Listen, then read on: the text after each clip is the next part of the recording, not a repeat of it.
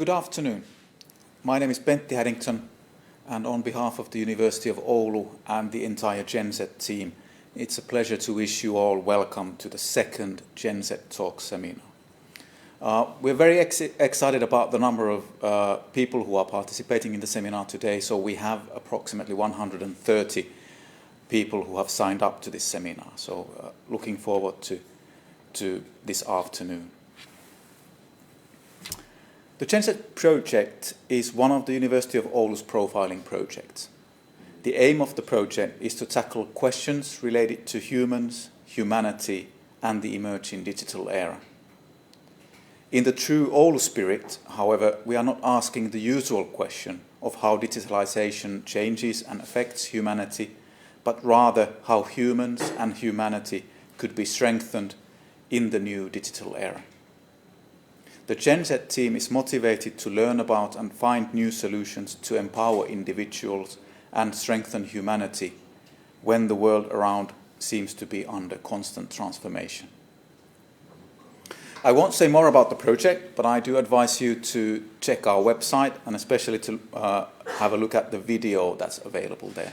So the video will give you more information about the project. The title of this year's GenZ Talks seminar is Creative Resilience Way Forward. Resilience is one of the core themes in the GenZ project.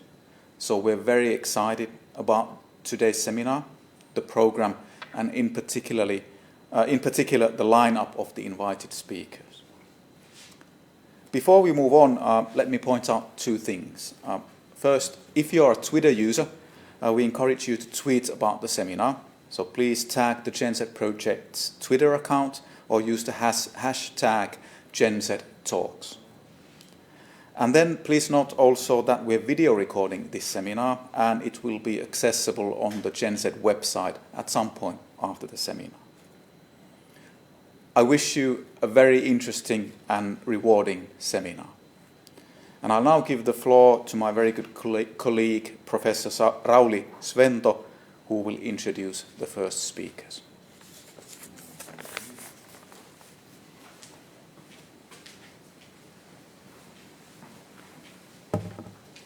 Thank you, Pentti. Good afternoon, everyone. In our first session, we shall look at spatial and regional resilience, and naturally in relation to COVID-19 in these times. We have two outstanding speakers and interesting presentations to be expected. Our first speaker is Professor Philip McCann. Philip McCann is one of the world's most highly cited and widely published spatial and regional economists and economic geographers in this generation. And currently, he is one of the UK's most highly cited social scientists.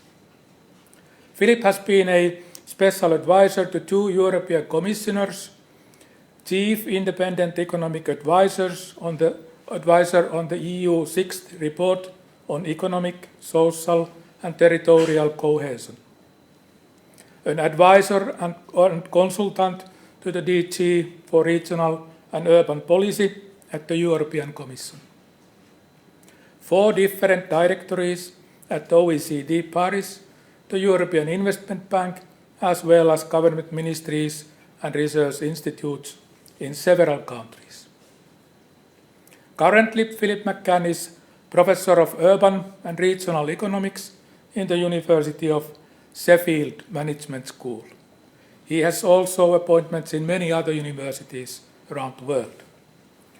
Our second speaker, Professor Jaakko Simonen, is currently keeping up the flag of regional economics in Finland. Jaakko has studied regional development from various different angles. He started by looking at the role of innovations in regional development, and this research was done in collaboration with Philip. He has studied the drivers of labor mobility from inter- and intra-regional perspectives. High-tech industries have been his core interest in this research field. Currently, he has very interesting collaboration with Philip related to industrial life cycle aspects of labor mobility drivers. Jaakko has served as an advisor for the Finnish Economic Policy Council. Currently, he is GenZ Associate Professor in Resilience in Intelligent Technology-Based Ecosystems at the University of Oulu. So, Philip, please, the bit space is yours.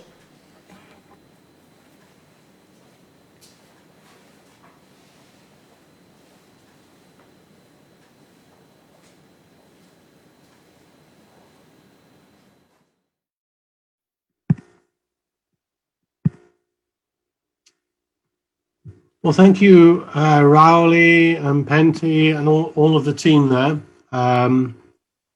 Obviously, I wish I was able to be there in person, but in the current situation, this is not possible. I should apologize to everybody who's watching. The camera on my laptop, if you can see, is where my finger is. It's right down at the very bottom on the left-hand side of the screen by the keyboard. It's not very well designed, unfortunately, for the kind of COVID webinar world that we're in. So I apologize. I'm not ignoring people when I answer questions. When you can see me on the screen, it appears that I'm not looking at you, but I am. Well, the first thing I would say is the GenZ project, which has been launched by the University of Oulu. I think with the coronavirus crisis, the topic of this research program in the Institute just could not have been more appropriate or relevant. Indeed, the orders of magnitude have increased in terms of these issues around resilience, sustainability, in ways that even 6 months ago we could never have imagined. And so from that point of view, I think this discussion today is extremely timely. And obviously, the different speakers are going to be looking at different aspects of these challenges. So what I'm going to do is I'm going to take you through how I'm thinking about these regional related challenges. I'm not thinking about particular countries. Obviously, some observations derive from the United Kingdom, where I am obviously at the moment, my own context, but actually it's not really about that. I'm thinking about these issues as they would play out potentially in different countries. So the first thing is when we think about resilience, we're talking about responsiveness and recovery generally from adverse economic, societal, or environmental shocks. The resilience literature, as we know, originated in the natural environmental sciences, particularly related to things like earthquakes, volcanic eruptions, hurricanes. But then increasingly over time, away from natural responses, resilience, instead of being seen as an engineering or a technical issue, has become embodied in a much more socio-economic, socio-environmental systems way of thinking. And that's why we have issues around energy, institutional structures, governance, all come into the field now. But when we're thinking about resilience, there's different notions of resilience. One is kind of resistance, how robust our systems, whether it's institutions, whether it's companies, businesses, to shocks. Do they survive them? But resilience is more than that. It's also about questions of rigidity and flexibility, the ability to move forward in spite of shocks. In some ways, maybe after a shock, going back to the original trajectory of development, or it could be moving to new development trajectories. And these debates are obviously very important in all the Paris Agreement discussions around the Sustainable Development Goals, also the OECD Growth Agenda of Stronger, Cleaner, Fairer, or the Europe 2020 goals of Smart, Sustainable, Inclusive, that we have a broad understanding of when we're thinking about resilience, what are the key elements that we need to look for. Now, also, a lot of our thinking in these issues was reformulated in the light of the 2008 global financial crisis, because many of the shocks to society, obviously financial shocks primarily, gave rise to responses and situations that many of us had never experienced in our livelihoods. And in actual case, many things in several generations hadn't experienced something similar. So a lot of thinking around sustainability, inclusiveness, those elements of resilience really moved forward in after the previous financial crisis. One of the elements I've discussed a lot is what I call the geography of discontent. It's a phrase I actually coined immediately in the aftermath of the Brexit vote. I was explaining or arguing that people in parts of the UK were just angry. They were discontented with the situation they were in. And they voted against the European Union simply as a kind of a mutiny. There was no plan, there was no logic to it, but it reflected a geography of discontent, which we now see in many different countries. It's played out in many cases. The places that have a sense of being left behind, even within their own countries, in fact, in a sense, it's being left behind within your own country, which is more powerful than being left behind between countries. That's the sense that of these political shocks lead to outcomes which are often poorly understood by policymakers and also particularly academics. So there's a lot in this issue around resilience to think about these broad notions.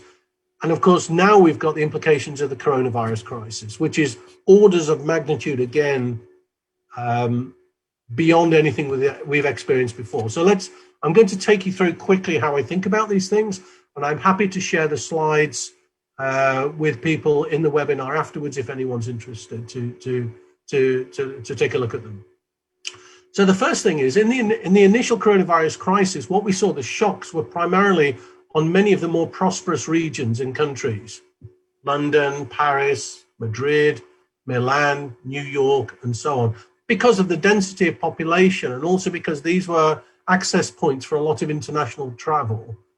And we went from what we call an ordinary situation, the normal political and economic environment, to what we call an extraordinary or an emergency situation, where, of course, government intervention became extremely serious, and we had lockdowns in almost every country.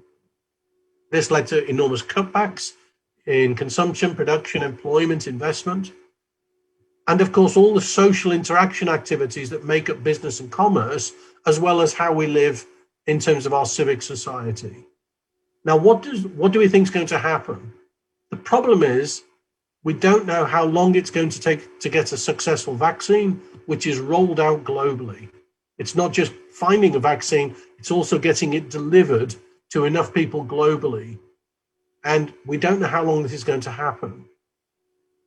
But we do know that the scale of the scarring, the hysteresis, as Labour economists would talk about, how serious these long-lasting effects are from the crisis, depend on how long it will take to get a vaccine developed and rolled out and given to the vast majority of the global population.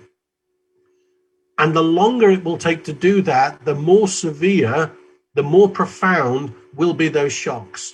At the moment, there is no consensus. If you look at all the forecasting by the international organizations, central banks, consultancy firms, the forecasts are basically all over the place. There's no consensus about the nature of the recovery, the speed of it, or how robust and long-lasting it will be. And these forecasts range from a V-shaped response, which is the kind of Milton Friedman, string plucking like a guitar.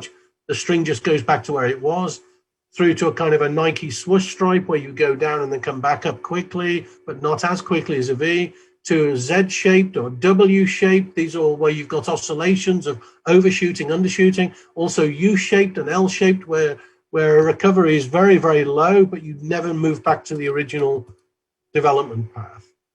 We don't know. But the important point is that the expectations of investors are very weakly grounded. Investors are nervous because they don't really know what's going to happen. What else do we know has happened? Well, we've got much bigger role of national governments in terms of quasi-ownership of many parts of the economy, much bigger deficits and debts, public deficits and public debts. We have increased power and role of national government. At the same time, we're also going to get some sort of fiscal retrenchment. What do we mean by that? Someone's going to have to pay for this. And we don't know the speed with which these things are going to be paid. And that also depends on the willingness of the private capital markets to lend to governments. And this is kind of unknown. There has been a big a big surge in bond sales in terms of corporate bond sales, corporate paper and so on. But again, how long lasting are these things? We don't know. Local administrations, local governments has been key to many of the responses on a whole range of issues: health, crime, security, information provision, waste management, everything. But the relationship between central and local in many countries has been permanently altered, at least for the next decade or so, because of the much greater involvement of central government in all areas of the economy to try to maintain the stability. How these things are going to balance out in the long run depends partly on the levels of devolution in countries and also on which parts of the economy have been intervened. And this will have implications also, not just for local government, but also for areas such as civil society or private sector, where you're working in civil public partnerships or private public partnerships, all to do with different development programs. So a way to think about it is go back 100 years almost exactly to the famous Frank Knight paper in the Economic Journal. What we're doing is we're moving from an environment at the beginning of this year, which is broadly normal, where the economy works on probabilities, risk-determined investment profiles, to a Knightian radical uncertainty environment in which it's not possible to calculate or price things. And now we're trying to get back into a kind of a new ordinary or a new normal environment. What do we mean by that? We don't necessarily mean going back to where we were, but we mean ordinary in the sense that the market can start working again in terms of investment appraisal, calculations of spreads, risks and returns. So we've moved from a world of risks to a non-measurable world, and we're trying to get back to a world of risks. But in the meantime, what's happened is we've seen an enormous widening of yields between more risky assets and less risky assets. That is true between asset classes and also within asset classes. And what is this leading to? It's leading to an enormous global, national and regional capital reallocations involving all different forms of credit, lending, and profound restructuring in many of our money and asset markets. In terms of regional issues, what will this do? My guess is absolutely it will increase interregional divergence. Why do I say that? Because the same thing happened after the 2008 crisis. When you get a widening of risks, then investors pull investments out or cut back credit lines to more risky investment areas, and that includes geographically, and they tend to move heavily into places they regard as safer. Even if the yields are narrowing and the prices of investments such as land or infrastructure are going up because of congestion or concentration, you still get to this interregional divergence process. So my guess is that while the initial shocks this year of the coronavirus were in the more prosperous parts of many countries, that these shocks have started to spread out to the weaker parts of countries as well. But my guess is that the long-term effect due to the capital shocks will be to increase regional divergence, exactly as happened after the 2008 crisis. Moreover, this will be accelerated because of differences between places in terms of human capital, sectoral diversity, different levels of connectivity, all of which contribute to resilience in different ways. And the shifting of perceptions by investors of all forms regarding relative risk and the widening of the gap between more and less risky places, my guess will play into the hands very much of the more prosperous, bigger, diverse types of regions, and will make it more difficult for smaller and more specialized and more geographically peripheral areas. That would be my general position. Furthermore, issues such as telecommuting, teleworking, face-to-face activities, they're not really substitutes for face-to-face. Actually, they're complements in terms of normal business practice. We know that. If you look at the famous work of Ed Glaser and Jed Gaspar and Glaser, we've already known that face-to-face and telecommuting are very much complements, not substitutes. But in the coronavirus crisis, they're also being used as substitutes. But of course, interestingly, what we're seeing is the more that we're involved with knowledge work type of activities, particularly service-related activities, that already have strong interpersonal networks, those are the areas that can capitalize on these technologies and use them much better as substitutes. So what we see in all countries is higher income groups in general have been less affected on average by the crisis, precisely because they can switch to, well, this kind of webinar format that we're doing now.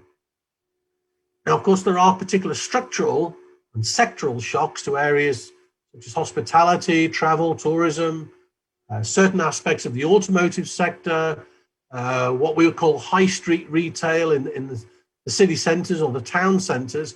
A lot of these are suffering from enormous shocks because of people stopping travelling, people not flying internationally. A lot of online retail, the growth of Amazon and so on has been gigantic during this period. These are the short and the medium term effects, and these are likely to be very persistent in those sectors.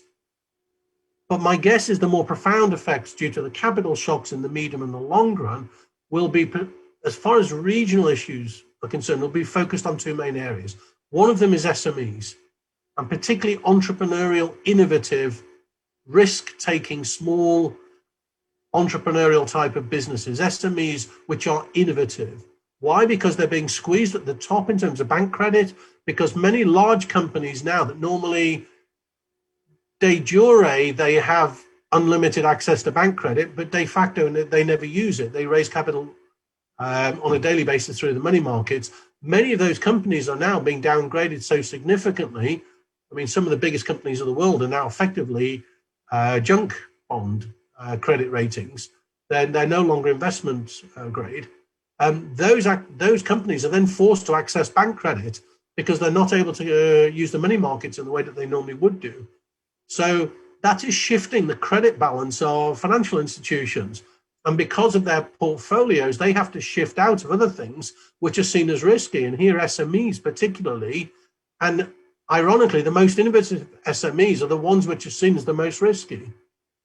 So you have a general clawback, a general reduction of bank credit due to the capital shock, and also the squeeze by big companies now accessing bank credit as well, because other lines of credit have been withdrawn from them. And the SMEs, and in particular the entrepreneurial, innovative SMEs, which are so important for driving local and regional growth, actually will go to the back of the queue in terms of bank funding.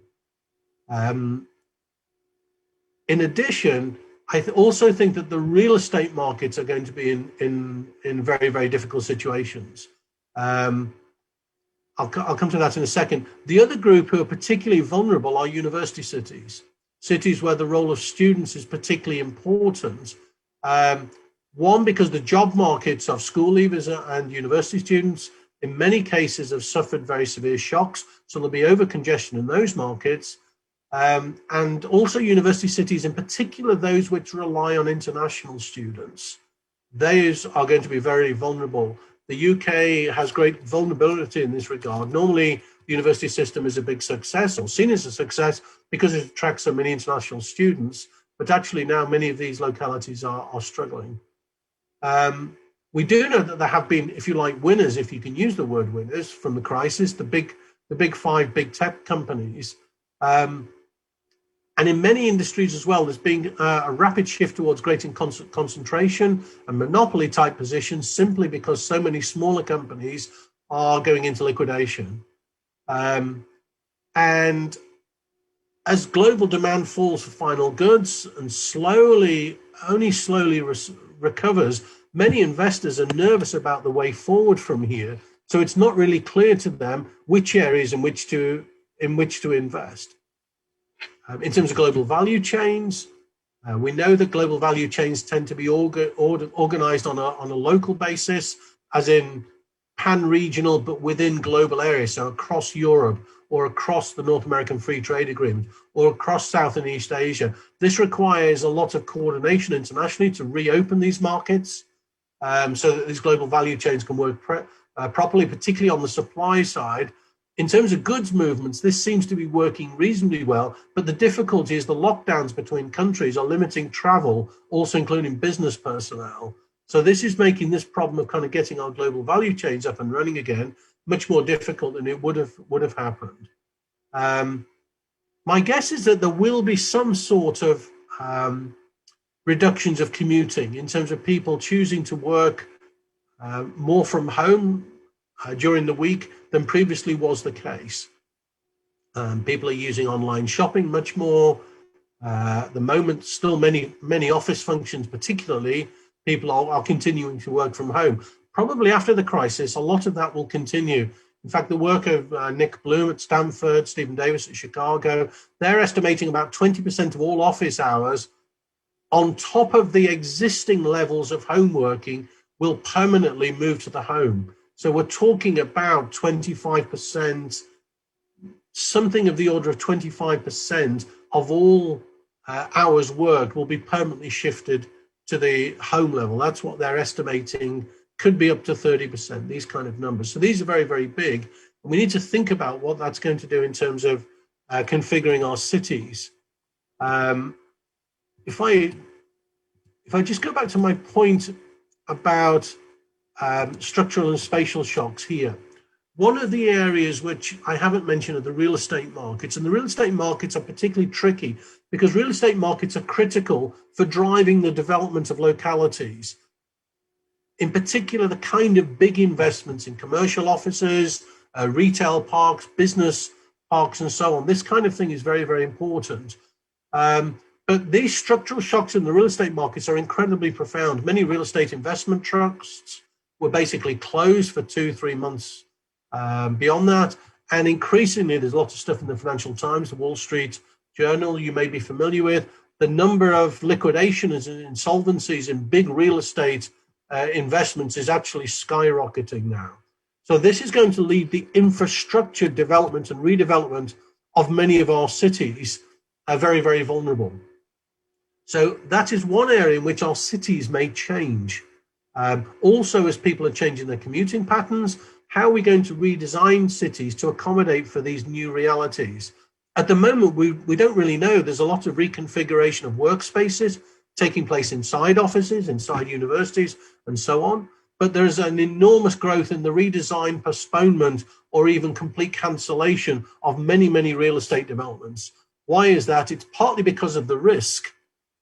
And also because, of course, real estate developments tend to be very, very capital intensive and they have a long payback period, but also because the number of insolvencies of businesses which rent commercial spaces, either for small industries, light industries, or business park space or office space, the number of insolvencies which is taking place, about a third of all rental, I think the numbers in the Financial Times are about a third of all global commercial rent leases have not paid anything during the coronavirus crisis.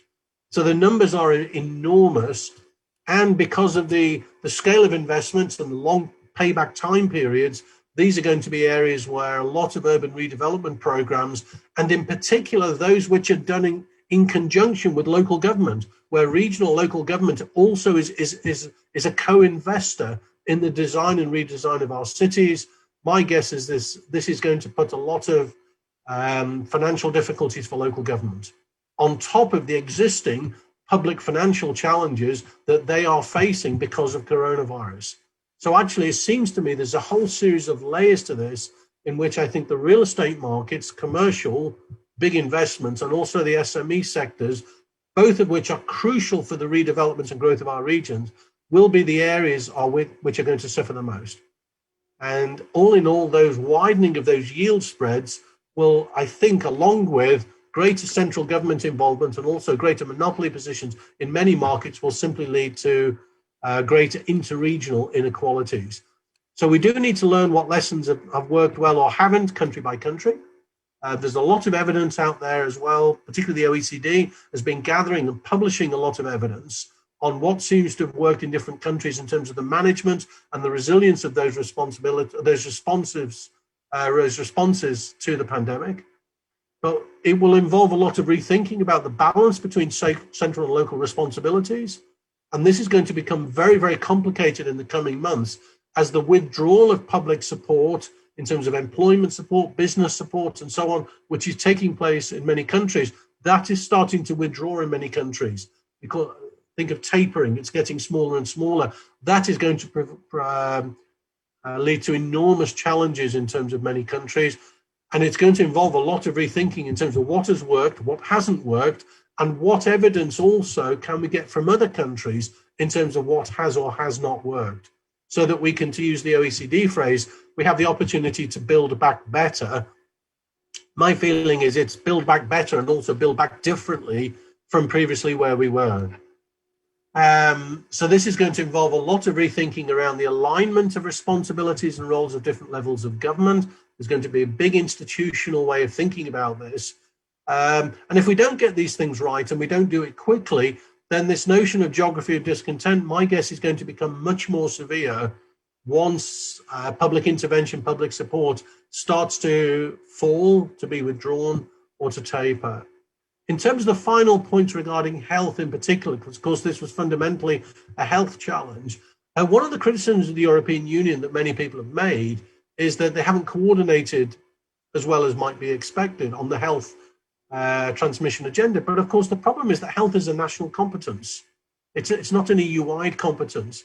So along with things like climate change mitigation, innovation and spillovers, anything which involves interactions of knowledge and people, we're going to have to think or rethink how we coordinate some of those things in different ways. I mean, pandemics are a health issue, but they do require international coordination in ways that we haven't thought about before. So health is a national competence, but international coordination around this is going to need to be rethought. That is absolutely true in terms of climate change mitigation, but also things like R&D knowledge flows. You know, the inability or ability to move between countries is now, you know, it's something which is under question. In some ways, the whole Schengen agreement is being tested in ways that we never imagined. So a lot of these things will have to be thought about very, very, very, very carefully. My final point is the difficulty when we're in this space is we have a lot of economic narratives and political narratives. Often they're not very well aligned. I mean, my view on politics is politics tends to have, you know, a logic of its own. Sometimes it connects very closely to the economic, social, and environmental realities, and at other times it kind of goes off in its own direction and really is disconnected. And that's when things become very dangerous. We have a lot of nationalist type narratives in many countries at the moment, which are not helpful at all. But this links back to this notion of geography of discontent. So thinking about the regional space is very important in terms of resilience. I think regional science as a field as a whole has a lot of things to offer in terms of our how we understand resilience in this new context. But I think a lot of our existing models are actually not that useful. So we need to upgrade and rethink a lot of our analytical models as well as our empirical evidence to think clearly through the ways forward. And I will stop.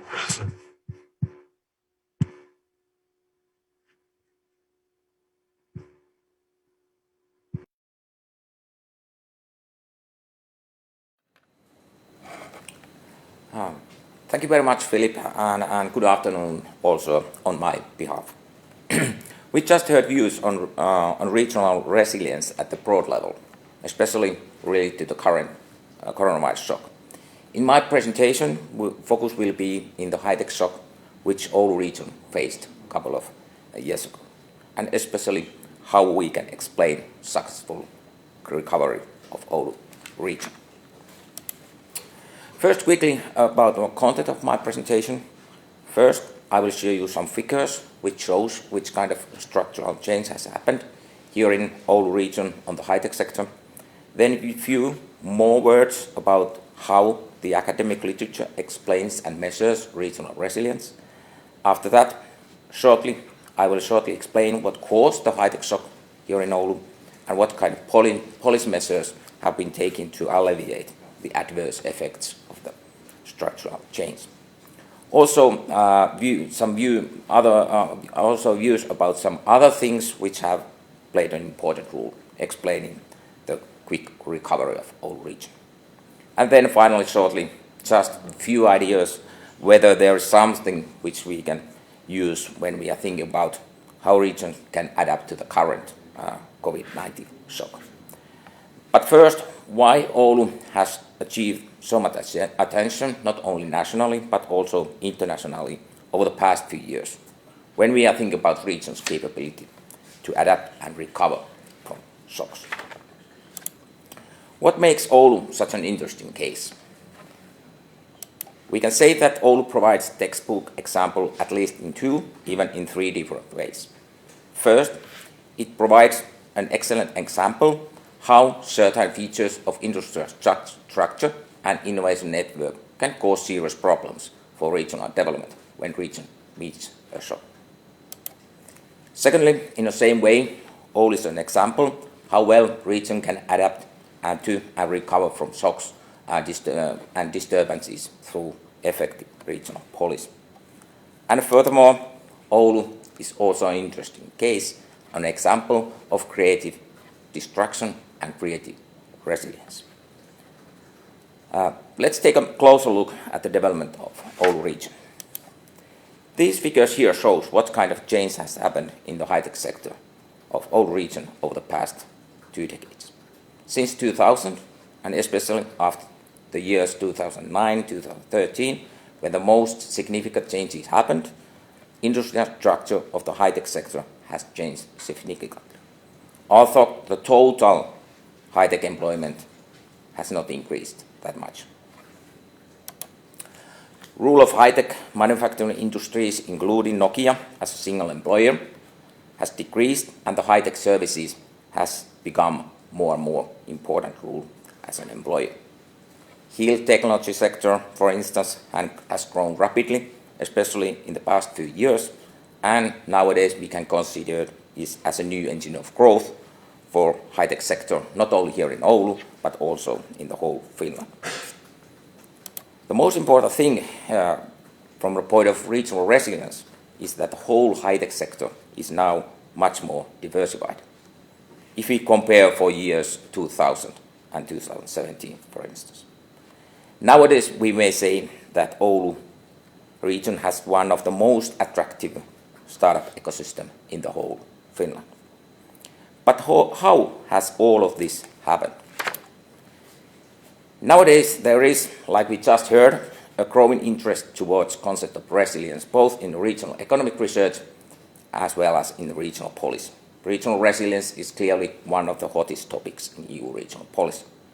In other words, we are more and more interested in what things explain regions' capability to adapt to the changes in the economic and technological environment. But why the issue of regional cyclical sensitivity is more relevant than ever before? Regional development has become more and more shock-prone process. We are living in a risk-prone world. Economic crisis, climate change, extreme weather events are good examples of this. Through the globalization, regions are also more and more linked together. This means that global crisis may have a strong and rapid impact on regional development.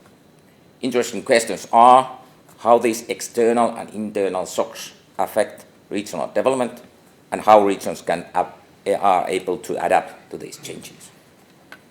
But how we can define regional resilience? According to the strict Latin root, resiliere means the leap back or to rebound. In other words, ability of an entity or system to recover and position elastically from following a disturbance or shock, or some kind of shock. So we are talking about how well region is able to respond to recover from the external shock, which has pushed region out of its predictable economic growth path. Equally important is the ability of regions to anticipate and prepare for disturbances.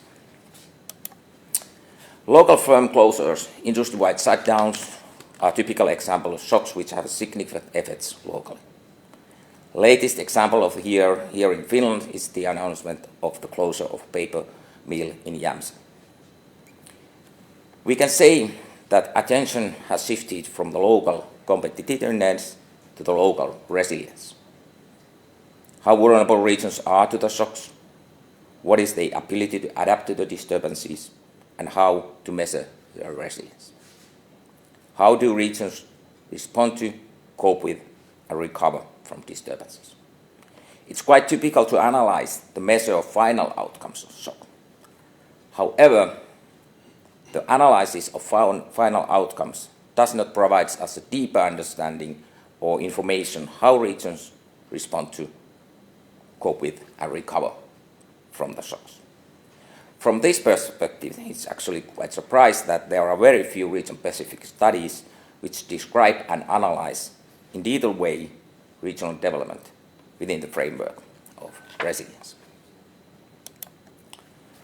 What then affects the sensitivity and vulnerability of regional economies to various disturbances? Why some regions are more resilient than some other regions? One problem when we are investigating these issues is that resilience is revealed only when the shock occurs. Resilience is a black box in many ways. We don't know very much about the process itself. The question is, can we identify what factors affect regional resilience, and can we generalize these factors? Researchers are quite unanimous that sensitivity and vulnerability of regional economies to various disturbances and recovery from shocks depends on industrial structure. It's clear that when industrial structure becomes more and more specialized, risk of slowdown in growth arising from external shocks are also increasing. General idea is that diversified industrial structure provides regions better resistance against the shocks in the same way as decentralized investment portfolio against the risk. Related to industrial structure, some sectors are more sensitive to economic fluctuations, and the speed of technological development also varies across industries. The amount of regional human capital is also an important factor. In other words, people who live in a region. Ingenious growth theories and models typically emphasize the role of human capital in economic growth. Human capital is highly embodied in skills and knowledge of employees. For instance, skilled labor force attracts new businesses and promotes innovations. Education increases chances of acquiring a new job and increases persons' flexibility, allowing more movement between jobs. Readiness of capability of highly educated employees to re-educate themselves to new jobs is also higher compared to lower educated people. And what comes to interregional mobility of employees, general argument and the common typical research result is that highly educated people are more mobile, interregionally more mobile.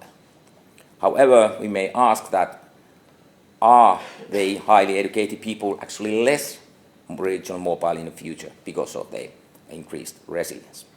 But all in all, we can well say that flexibility of people has an extremely important role in regional resilience.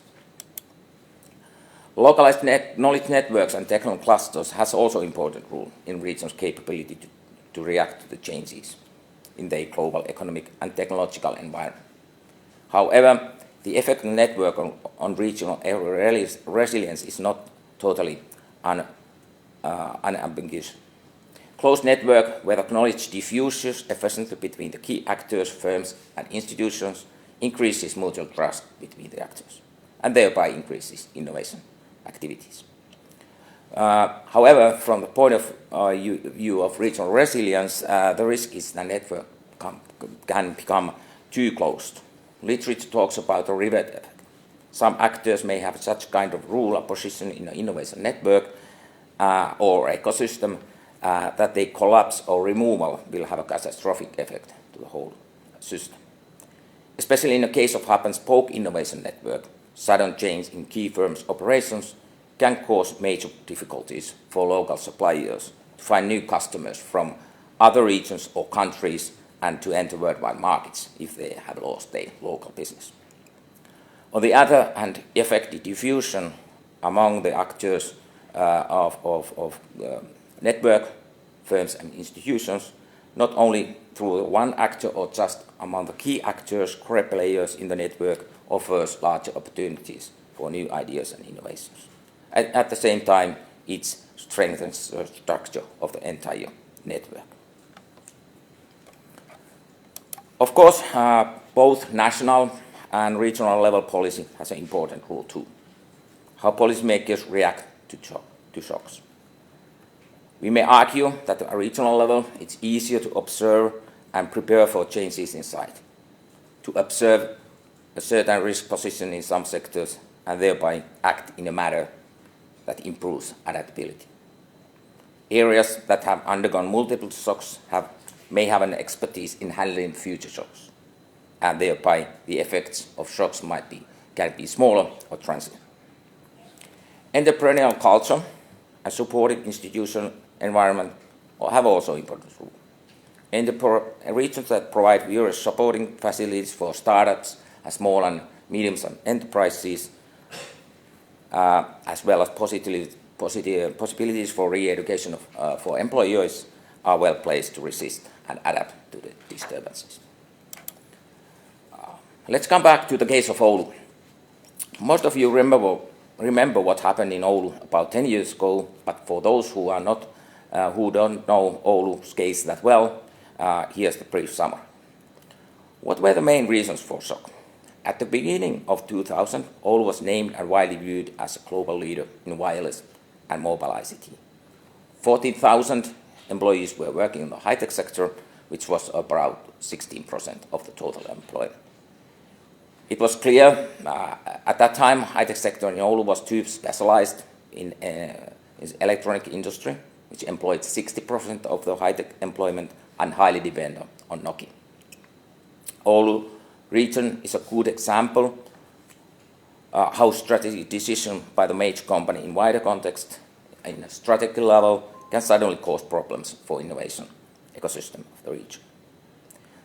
Those strategic decisions which Nokia made caused that local suppliers and subcontractor firms face serious problems in finding new customers and entering the worldwide markets after they have lost their local business with Nokia. This had a huge negative effect, negative multiplier effect to the whole innovation ecosystem here in Oulu. Overall, approximately 3,500 people were laid off by the high-tech companies, most of them from the electronic industry. However, when we have examined outflows more closely, we have noticed that all those people who leave their job in the electronic industry do not remain unemployed. Many of them find new job opportunities from other industries, especially from high-tech services. In spite of the expansion of the high-tech sector, service sector, the negative effect of structural change reflected inevitably the whole economic of the region. It became clear that Oulu's ability to retain its position as one of the world's leading high-tech cluster had become challenging. Our research paper, What Happened to Growth, goes through these reasons for shock more detail. What were the main reasons for quick recovery? Oulu is, as I said at the beginning, a very good example how region can adapt to and recover from shocks through the effective regional policy. One of the most important things was that key actors in the region saw the possibility of this kind of crisis. Another important decision was that funding was decided to use for genuinely new activities, so that old agents should not be subsidized to be able to continue their outdated activities. Oulu region had long been a good example of triple helix cooperation, but several new activities took this collaboration into new levels. Support for growth, entrepreneurship and construction of startup ecosystem between various actors are another cornerstone of adaptation to the shock. It's clear that specialization in the new economy and innovative high-tech industries provided a good starting point for recovery. High technology firms, like we just heard, are very dynamic in their ability to reconfigure, renew, and recreate the resources and assets in response to adverse circumstances. This current shock has confirmed this. However, the most important single thing why Oulu has recovered so well from the Nokia shock, at least I think so, has been the resilience of people. It has been actually amazing to see how committed the workers have been to live and and work here in Oulu. Many times people have accepted lower wages. Many times they have been ready to re-educate themselves, and furthermore, many of them have set the number of startup companies. There has not been a massive out-immigration of human capital in the region of Oulu. Nor can we underestimate the role of high-tech history. Rapid growth of electronic industry in the 1990s, led by the Nokia, have created such an entrepreneurial culture and strong atmosphere where full of self-confident people which truly believe they knowledge and success which will bring it will bring them and the whole region of Oulu.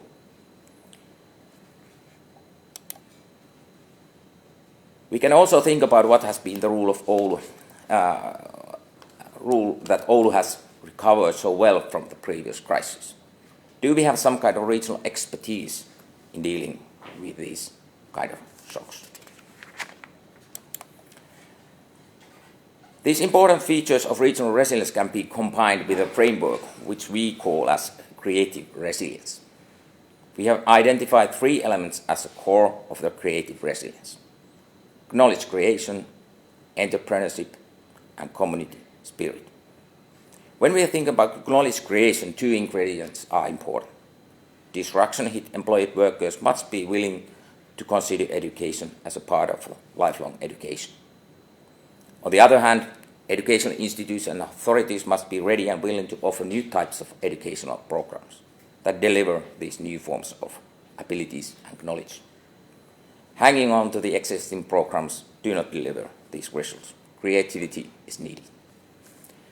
Related to entrepreneurship, the basic ingredient for creativity is willing to take risks. New types of products and services must be invented and created, and this does not happen without taking risks. Formation of vital startup community is necessary condition.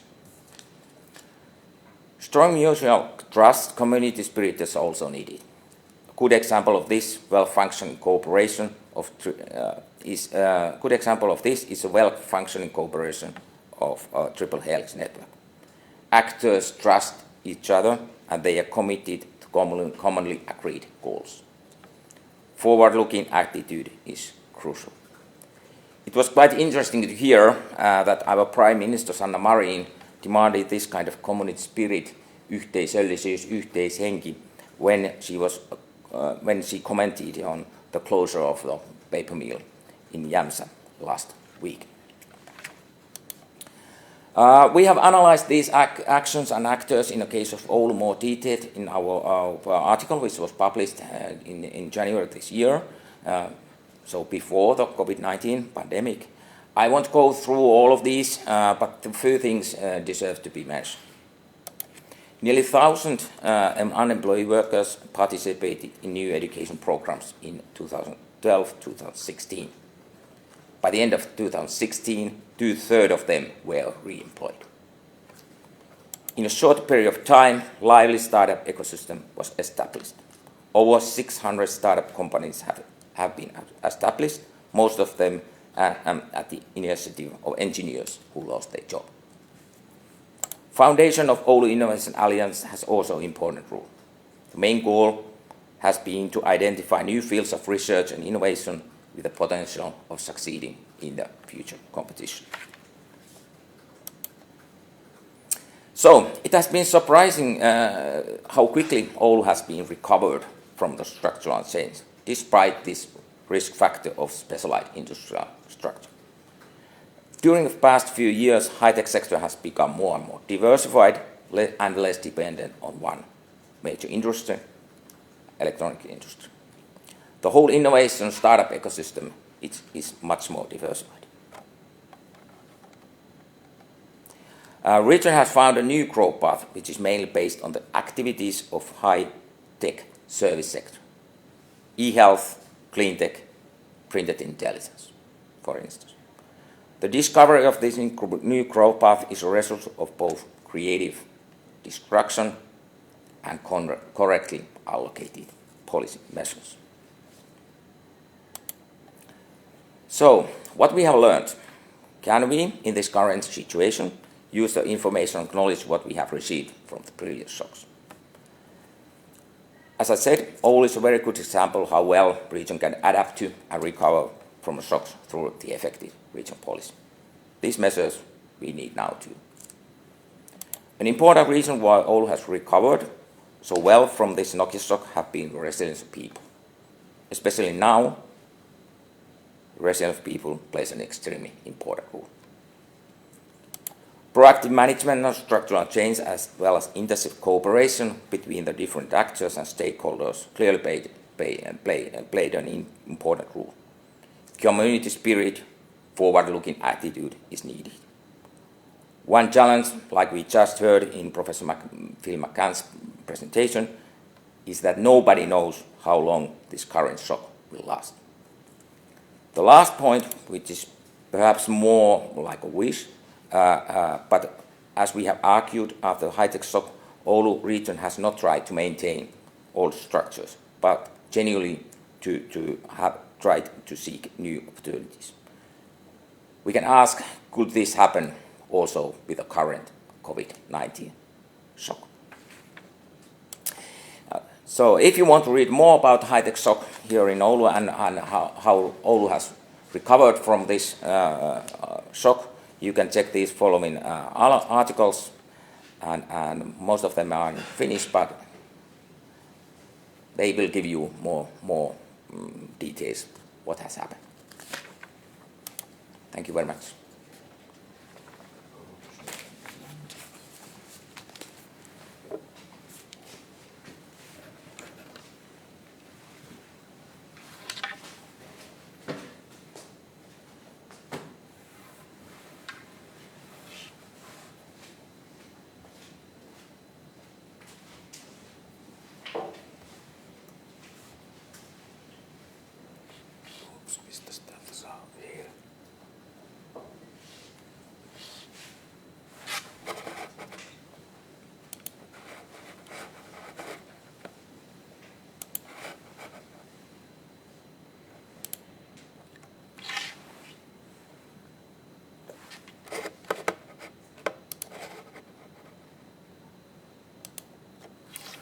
Okay, thank you, Philip and Jaakko. Very interesting and timely talks. Just a few short comments. And to start with, summarizing why is resilience so important? Why is it on the table at the moment? Well, it seems that we are living and moving into times that various types of shocks become more and more frequently. And because of our global interdependence and networking, they can be all the time deeper and deeper. They can be local, but in many times they have very, very large global dimensions. And of course they can be affecting our physical and social livelihoods as well. What this creates is an increasing atmosphere of uncertainty. As Philip said, we are living a new type of risks and new types of uncertainties, which creates a kind of such an atmosphere that investment and risk-taking and new starts everyone is sort of thinking what to do. And if this goes on for a very long time, it's going to have an effect on our economies and growth plans. So it's very, very important to tackle and win this atmosphere of uncertainty. And resilience is one key element in fighting that battle. Resilience, I think, can be said that it's going to separate the future winners. It's going to be very, very important also in fighting the regional divergency that Philip says that is going to open ahead us. So that's why we need to build resilient understanding and going on as much as only possible. Now, of course, the COVID started from China, So some first results of what's going on there can be looked and analyzed, and some papers have gone out already. Now, of course, also there in China, the hard-hit provinces were the eastern and coastal, most densely populated provinces, as all over, like Philip said. But what's interesting is that recovery seems to be fastest going on in the inland provinces. And 3 reasons have been found for that. One is the institutional experience of dealing with previous crises. It's the case that SARS, for instance, was more heavily there in the inland provinces, and they have learned there then how to tackle that kind of a shock.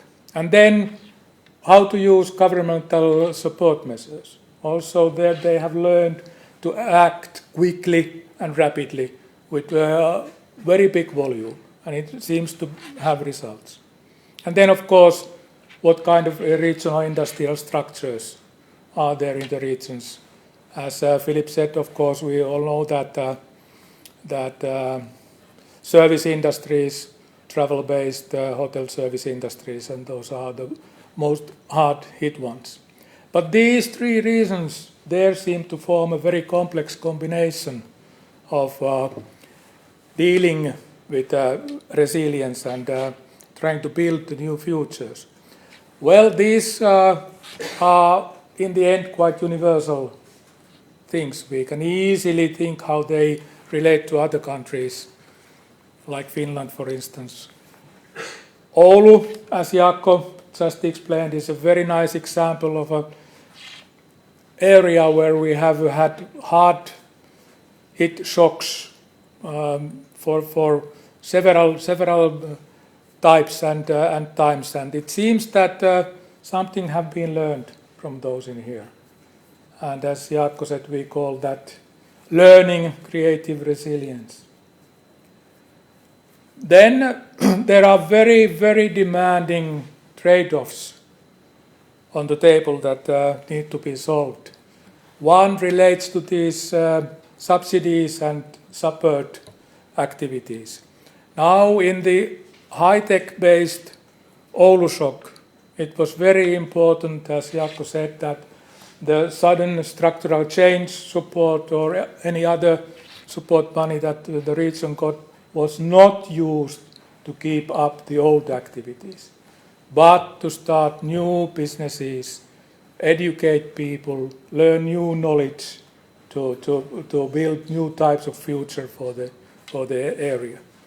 But then again, COVID is a very, very different shock in this respect, because demand goes away from the firms, the cash flow is not there, so the firms need support just to pay their fixed costs. But that doesn't create anything new. That just keeps up the old activities, which of course is very, very interesting. But at the same time, it's very, very important that also new types of openings are going to happen. We need new roads to the new future. We have new shocks just around the corner.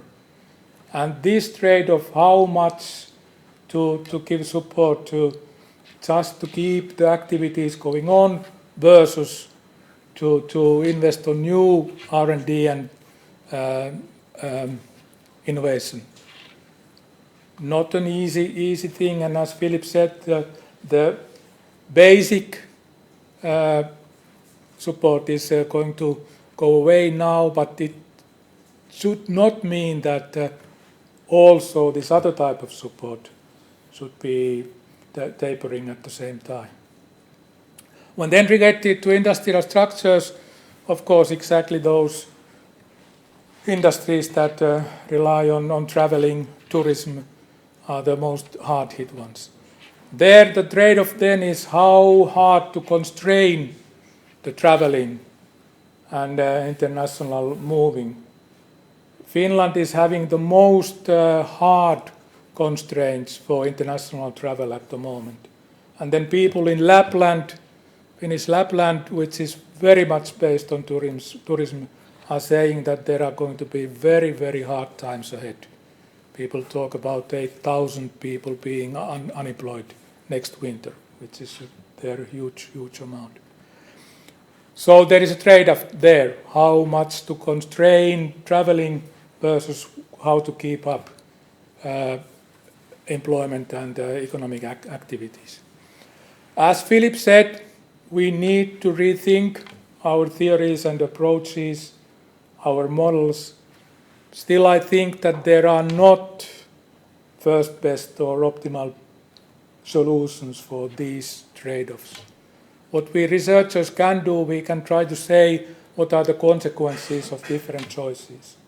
But in the end, the choices themselves, they must be made in the political processes. But hopefully in collaboration with science and scientific research. Well, that's what I had in mind to say. And are there any questions then coming up?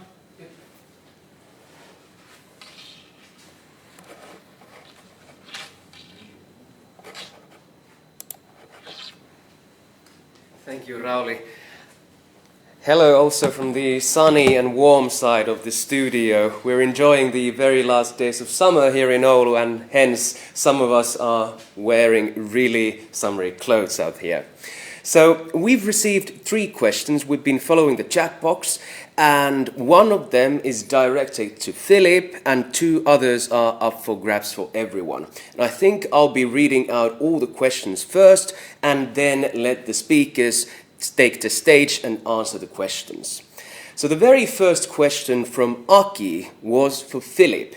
And Aki was highlighting numerous ways the coronavirus has been affecting our societies, and he wanted to ask about the stimulus impact. So Philip, Aki's question was, which of the impact channels benefit most from the stimulus, and which of the effects remain despite the stimulus packages of central banks and governments? Then we received a question from Atte Kinnula, and he asked, while Oulu has rebounded with focus on high-tech and startup economy, given the previous talk about the risk entrepreneurial SMEs have in current situation, asks the question, is Oulu again too specialized in its industry portfolio? I think this is for all speakers. And Henna Longi was also asking, when looking at regional resilience and recovery perspective, what are the biggest differences between 2 cases? Long-term structural changes and sudden shocks like the corona pandemic. Speakers, the stage is yours.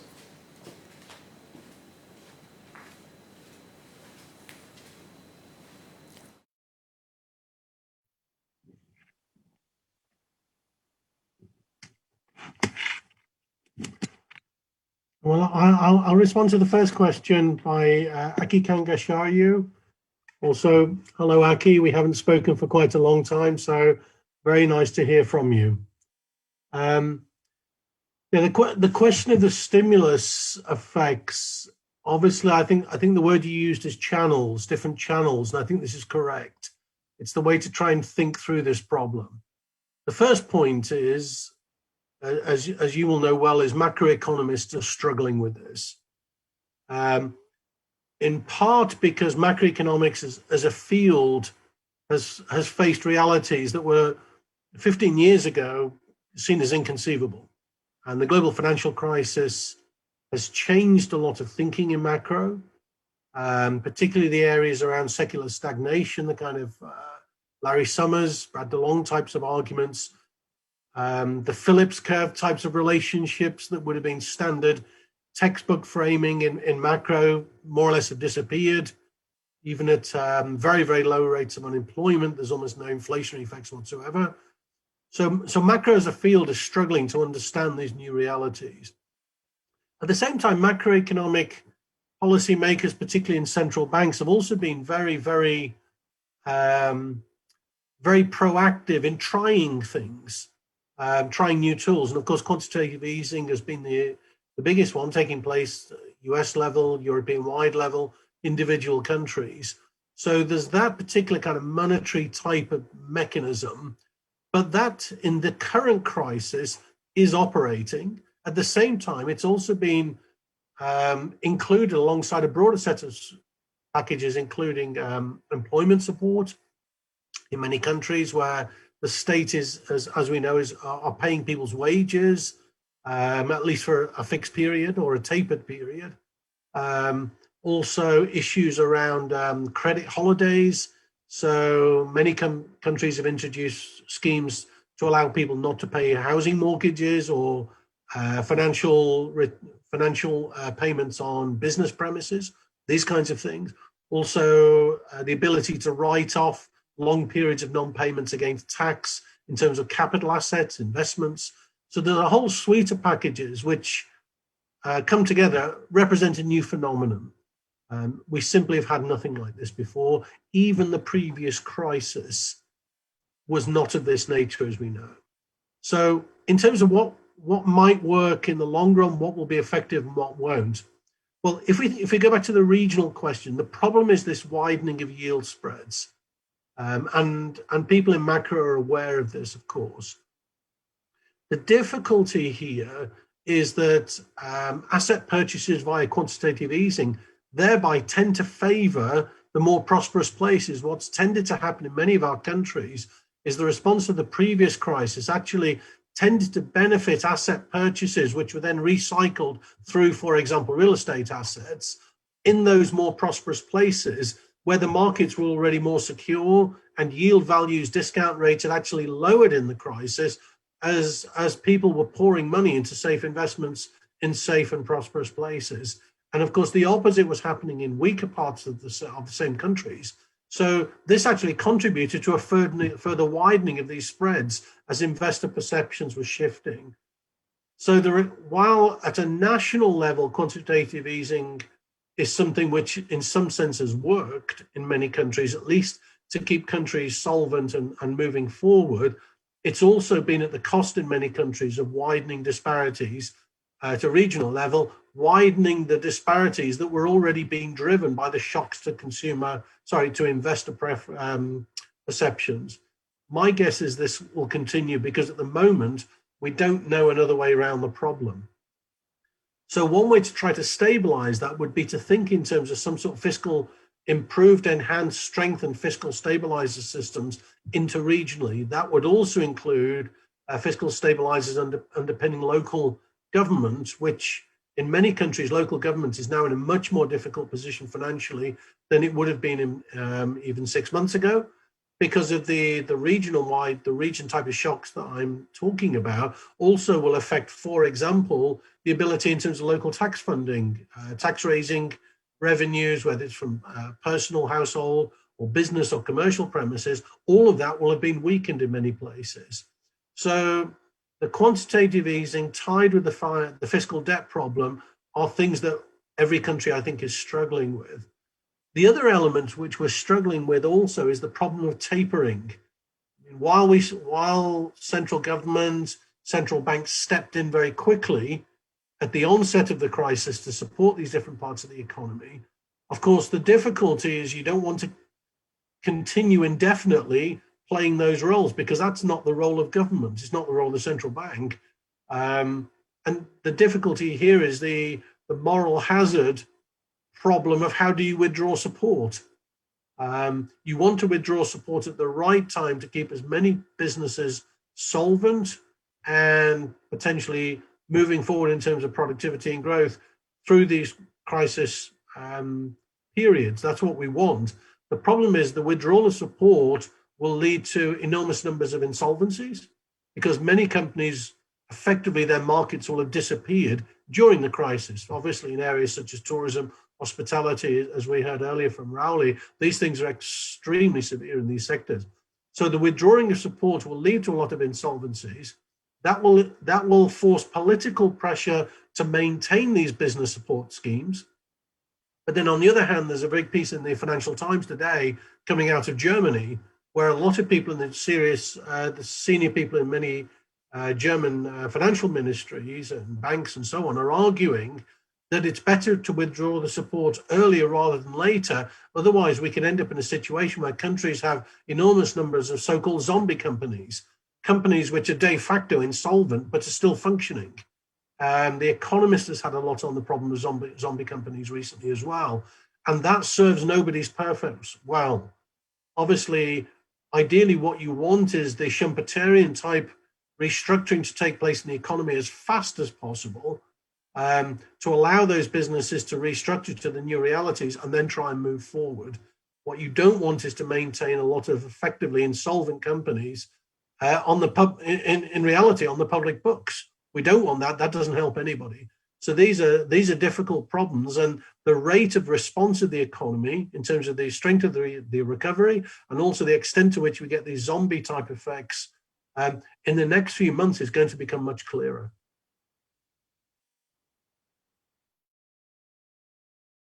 I tried shortly to answer the two other questions related to specialization in Oulu. I think the answer is no and yes. No, in the sense that in the high-tech sector, we have diversified very, very nicely so that we have all kinds of new types of activities going on there. We have health-related things going on. We have game industry here, quite strong, environmental technologies, all types of the mobile knowledge that has been in the area has been shifted to these new types of sectors. But then, in a more broad sense, I think that yes, we are still too much dependent on high tech or these tech type things, in the sense that we lack service industries. We have much less service industries here in Oulu than in other big cities in Finland, for instance. So, no and yes. And then related to short run and long run effects, this is a very good and difficult thing to answer. Of course, in the short run, we just drop from the growth path that we were in, and resilience says that we should be able to reach back. But at the same time, as I said already, I think that we live in times that the substance of growth needs to change, in the sense that we take climate change, for instance,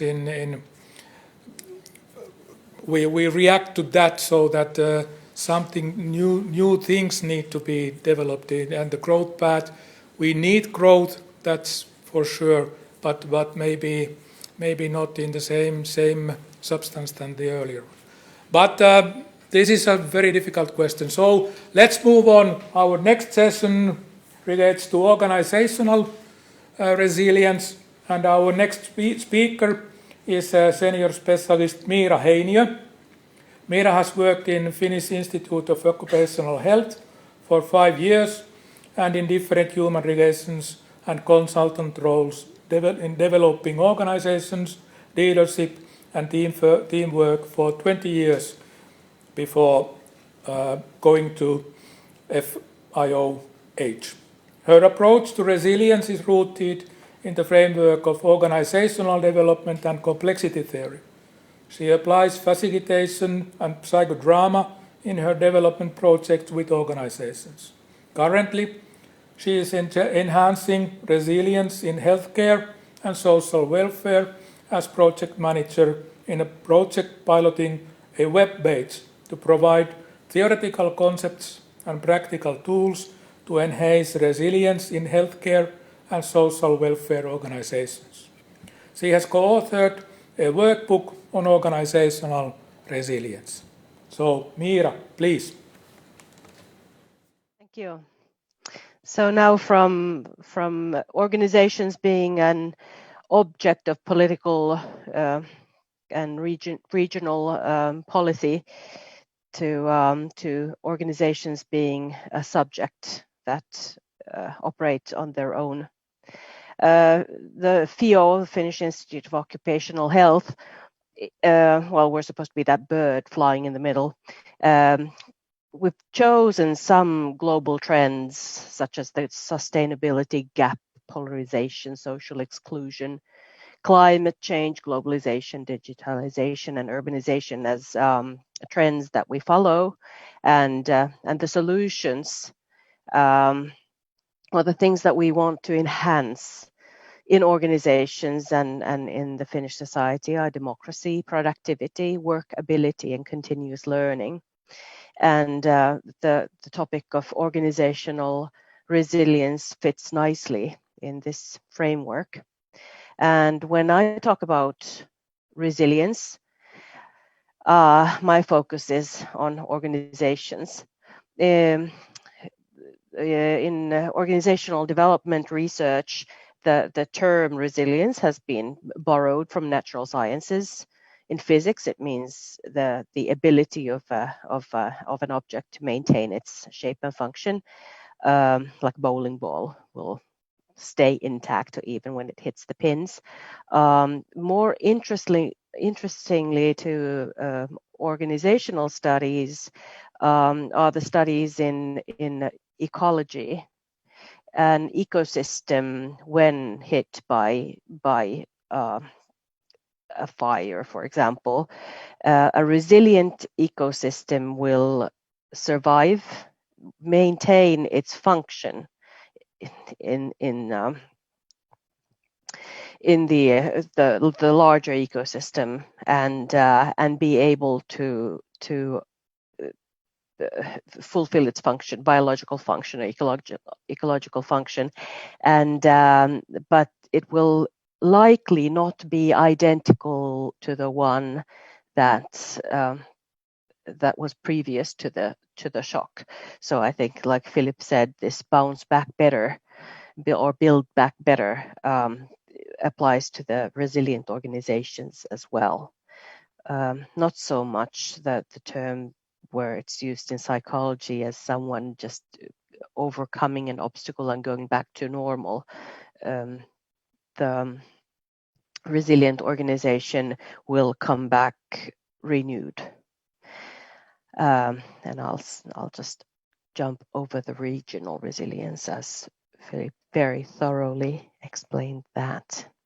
As Jaakko was saying, research in Finland on organizational resilience is still in the making. So I'm very much relying on the studies made by our colleagues in New Zealand, the University of Canterbury. They had a test lab in the Southern Island in 2010-2011. There was a series of earthquakes, the worst of which were, the first one was on September 4, 2010, 7.1 magnitude earthquake, which broke houses and streets, so affected infrastructure, but it happened in the middle of the night, so no lives were lost. And that was the point where they thought they were collecting material on what kind of organizations survive a shock, such as an earthquake. What they didn't know was that they were actually collecting a baseline, because this is a picture of February 22nd, a second shock, which was actually smaller in magnitude. It was 6.2, but it was located underneath, 5 kilometers away from the central business district of Christchurch, so the capital city of the southern island of New Zealand, and it was vertical. So the central business district, where much of the business, much of the shops and administration was concentrated in a very small area, the whole city sort of jumped up, and this is a picture of it landing. And as a result, they could really define which organizations survive, which organizations cannot survive a shock like this, and which organizations prosper. And these organizations that actually prospered through a crisis like this were then sort of defined as resilient organizations. And so a resilient organization will maintain its core functions. So if it's a kindergarten hit by a fire, the children will be saved. They'll stay alive. They'll probably have clothes on, and they will, very shortly be brought to safety. A resilient organization will also recover reasonably fast. So sort of go back to normal. Or in a situation of shock, the organization will have to focus on its core purpose and core functions, and resilient organization will sort of be able to do the other things as well fairly quickly. And a resilient organization will adapt to the new environment. This is what they beautifully documented in New Zealand. They will be able to find new business opportunities, find new delivery channels, find new find new networks. So in very many ways, reinvent the way the organization functions. And then a resilient organization is sort of never ready. They don't stop and say, phew, this was the coronavirus, now it's over, now we can sort of go back to normal and not develop again. There are some cases, for example, in Nokia, where the development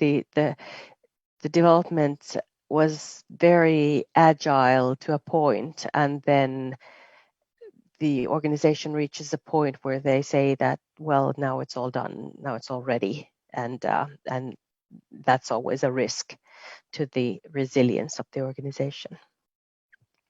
So resilient organizations can outlive shocks such as the coronavirus or the economic downfall that follows. A resilient organization or region can also survive through, this is a line from a bread line, so people lining up for food, so sort of social disruptions, and also local, perhaps surprising, but actually repetitive environmental events, floods. And then resilient organizations can survive through sudden events that only affect one organization, but in a very dramatic manner. This is an old newspaper clip from about a whole management team being in the same helicopter that sunk in the Baltic Sea. The effect on sort of rest of the society was not perhaps dramatic, but for that specific organization, the effect was severe. Then resilient organizations can also sort of capitalize on unfortunate events. This is a news clip about a Finnish company that was actually preparing mouth masks in China, but they actually quickly shifted back to Finland to be able to provide masks, surgical masks, in Finland. The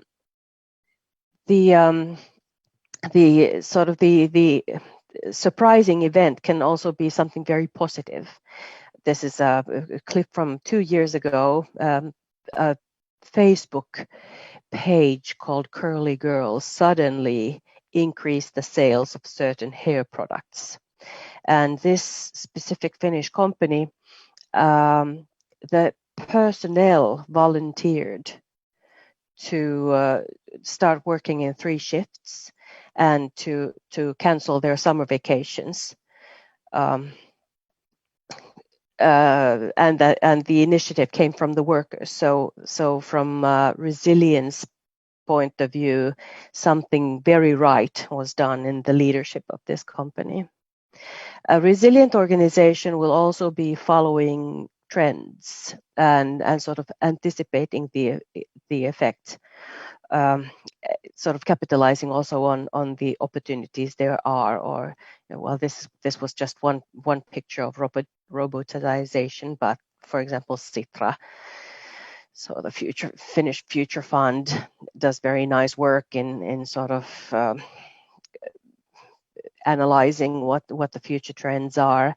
And we have a lot of companies, especially in the SMEs, that are not very agile or very focused on seeing what the sort of obvious trends are. The larger companies tend to be sort of more aware of the trends that can already be seen. So what the New Zealand research team sort of went further. They went further to look at the indicators of resilience, and they found two types of behavior, two types of preferences. First, resilient organizations build inherent resilience. So the things that can be anticipated, the things that can be planned for, should be planned for. If you can prepare for fires and teach people how to use the fire escapes, it's a good idea to do so.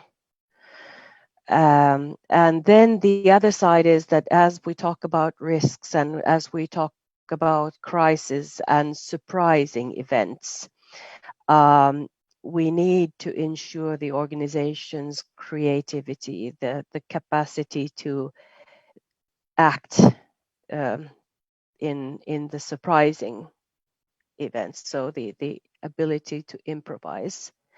And a few things are core to the ability to improvise. So first of all, people need to know what needs to be saved. So have a sense of direction, know what the core thing is.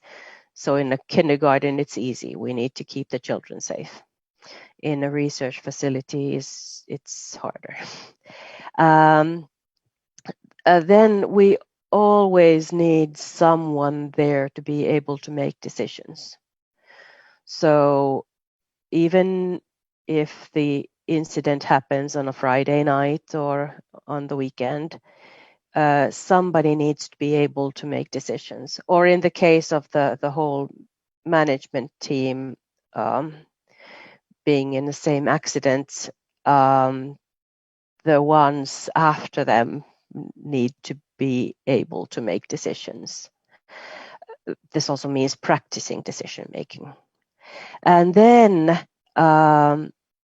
the organization can't start being creative on the moment of the crisis. We need organizations where using your professional knowledge to find new solutions. So we needed the whole organizations that are creative. And then, like in the case of the Curly Girl company, we need organizations where people want the organization to succeed. And I think what Jaakko mentioned about the Oulu region, there's something, there's a similarity there. People maybe wanted to stay in Oulu, but also they wanted the region to succeed. People also will they choose whether they want the organization to succeed or not. We're getting some data already on leadership behavior, and depending on the empathy of the close managers, some people are already choosing whether they want their organization to succeed, to survive the corona crisis. So if they sense lack of empathy from their managers, they're sort of turning away and becoming indifferent. And this is something an organization cannot afford. So overall, the sort of the whole field of resilience indicators. So which companies, which organizations are likely to survive and do well through and after a crisis. There are sort of three key areas, one of them being preparing for what can be prepared for, so being change ready. Proactive posture means looking for indicators of risks, looking for things that we need to be aware of. If there's a small drip in the pipe, react to the small drip and don't wait for the whole pipe to burst. This seems that hierarchy and sort of some people's opinions might matter more. And in order to build a resilient organization, everyone's observations need to be important. Quality systems often provide a democratic way to bring these forward. But for example, the health and social welfare organizations that I work with at the moment that are sort of hierarchical, some people in the sort of lower layers of the hierarchy find it difficult to bring forward their observations. Then there's the practice of situation awareness, looking at the environment as a whole, seeing what the things are leading to, sort of being a forecaster or looking at the trends. This is a practice often outsourced to the top management, and resilient organizations have found ways to involve everybody's views, everybody's professional expertise into seeing what might affect the company. So forecasting together. And a crisis situation like the corona crisis we have now can affect, for example, management teams in that they sort of turn inside. So even organizations where they have already learned to take larger opinions or gather information more openly and involve people in forecasting practices, a crisis situation might sort of take them back a bit and try to, there's a tendency to become a hero and sort of solve it on our own in the management team. This should not be done. So we need the situation awareness of the whole organization. Oh, well then, planning strategies, planning for the incidents that we can imagine, and stress testing, practicing for those. Then there's the whole big area of leadership and making people feel they matter. So enhancing staff engagement, making sure that everyone knows that it makes a difference whether you come to work in the morning or not. Allowing everyone to succeed in their own professional fields, making sure that everyone is an important part of the team, communicating this. And then the decision making decisions in a way that the ones who know most about the topic, so the best professionals, are the ones who make the decisions and not necessarily those whose position in hierarchy would allow them to make the decisions. This ensures that in times of crisis and on a day where even half the management team is gone, we have more people in row who are able to make decisions. And an organization can learn to make decisions quickly, learn to find several options, creating several options and then making the decision based on choosing from many options.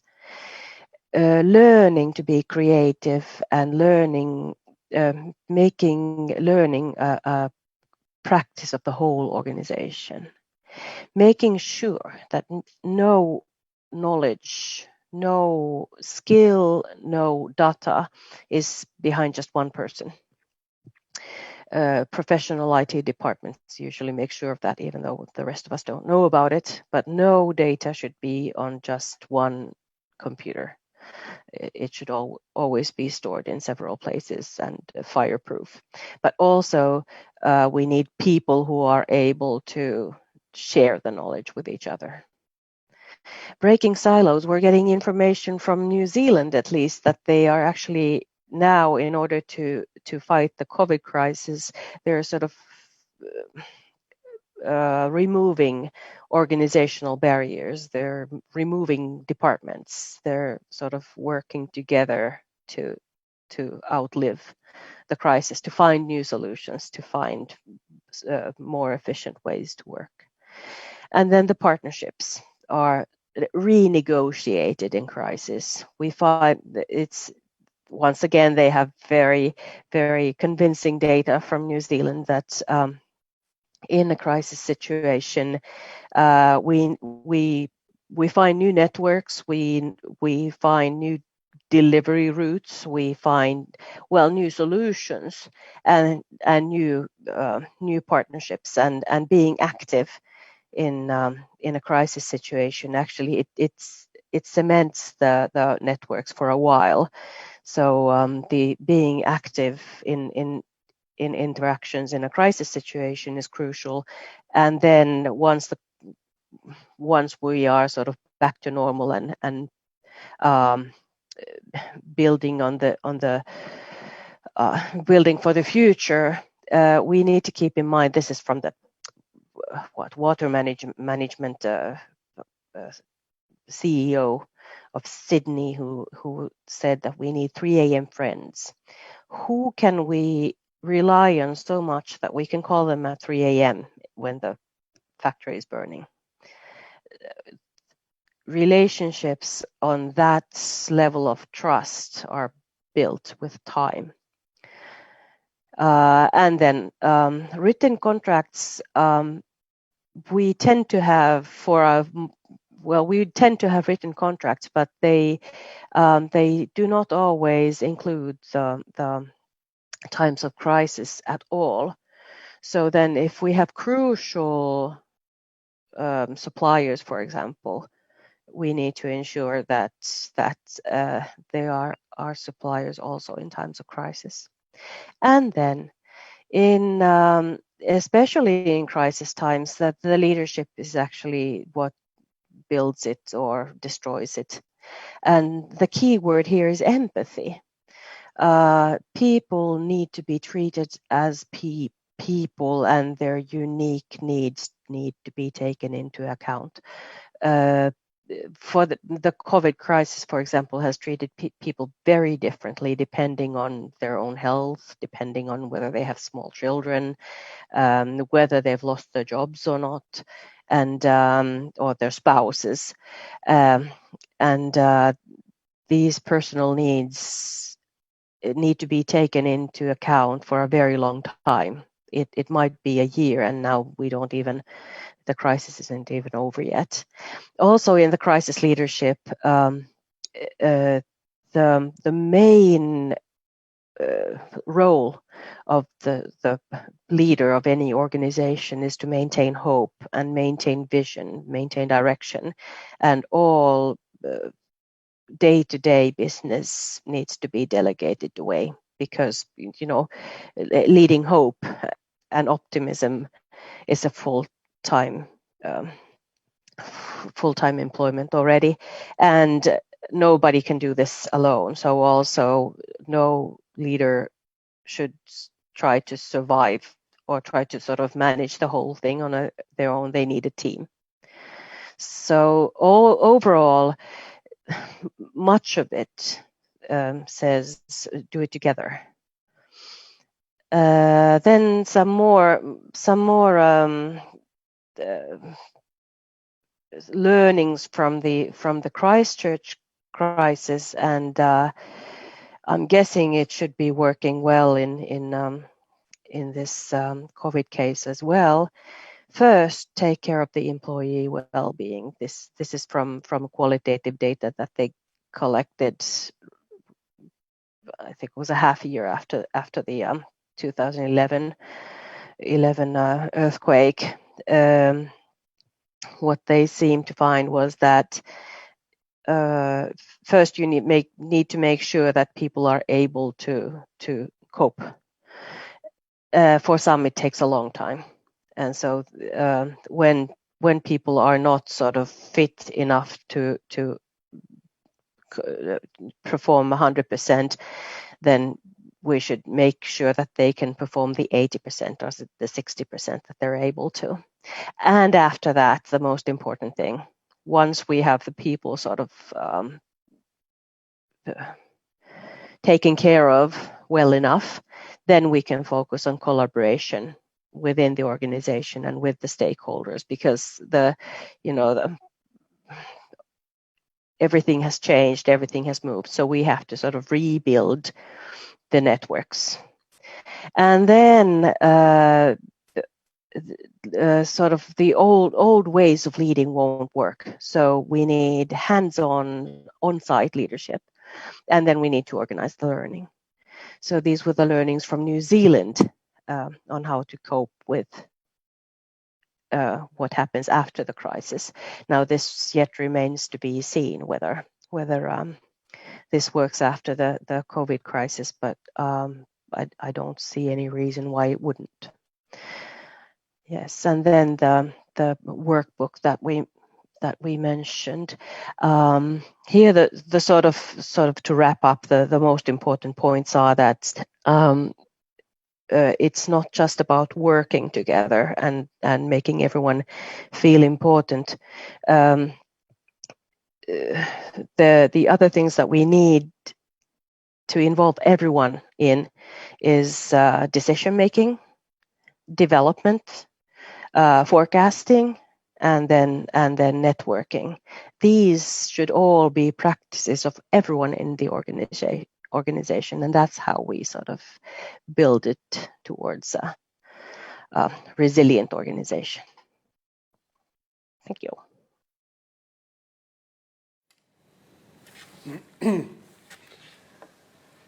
Thank you, Miira, for really, I would say, inspiring and important speech. I couldn't agree more as a professor of management organization and entrepreneurship as well.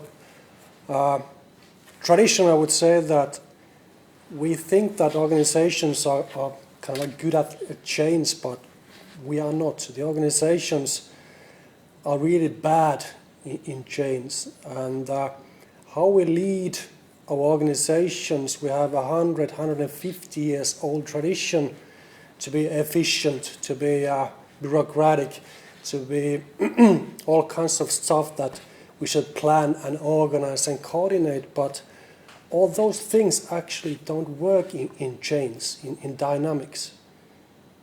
What leaders and organizations normally do when they kind of come to the change situation, they try to be more efficient. They try to use the practices and methods they have learned even more efficiently than before. And it's really human in many ways. If I didn't know that, I would behave that way as well as a leader. It's a wrong conclusion.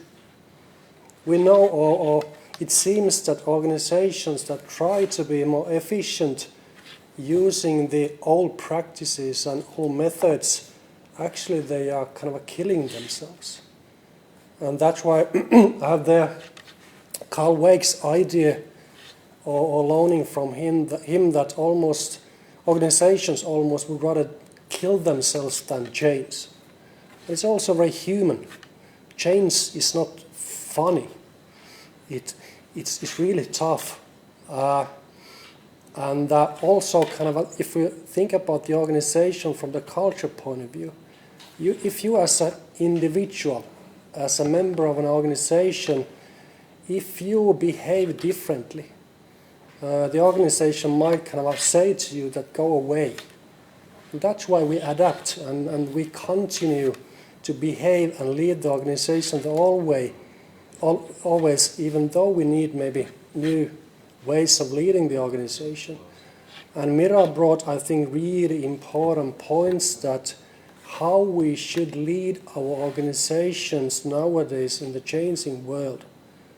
Less forecast, less predictions, less kind of a traditional planning, and much more empathy and being with people and sharing the leadership and responsibilities.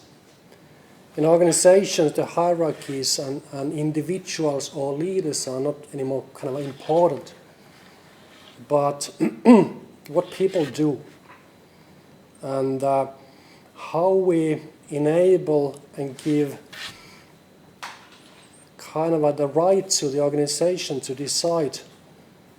We know also that most probably if the organization comes to the change or crisis situation and it doesn't know how to live in that, most probably the organization cut costs, goes to bankruptcy, try to survive somehow. But as leaders of the organization, we can actually teach the organizations to live in change. And like Miira said, it's really tough, time-consuming job to lead that kind of processes and teach the organizations to work that way. It's not, in a way, just sending an email that behave and start to be creative and resilient. It takes years, most probably. And also it's a really tough job for leaders to understand that their roles has changed totally. So if you're interested in also to read this kind of a book written by Carl Wake and Kathleen Sutcliffe, Managing the Unexpected. They have studied organizations that are able to live and go through the change situations and crises. And they have found this kind of issues that are practices these organizations use to be able to be kind of a resilient organizations. It's not difficult, but it's really different compared to traditional ways of organizing or managing the companies. For example, the idea that the fourth point, that different parts of an organization operate in different criteria, and therefore don't try to push one-size-fits-all model. Bureaucracies and traditional organizations want to have one way to do everything because we think that it brings efficiency. It brings if the world doesn't change around us, but it is really changing really fast and we can't predict it. So that's why it's actually dangerous. We should tolerate that it's totally okay that different parts of the organizations are doing a bit differently things.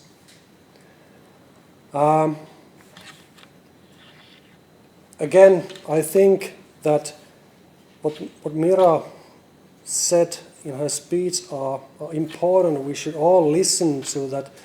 If you are a leader or if you have an organization, what on earth you do if you don't know what is going to happen?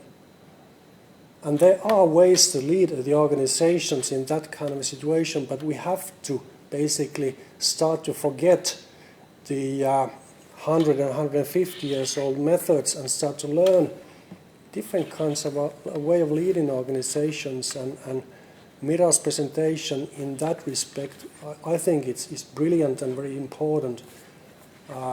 Thank you. Questions? No question. Okay.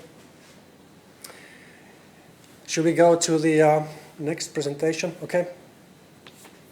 It's also my pleasure and honor to introduce the next speaker, Professor Mika Pantzar.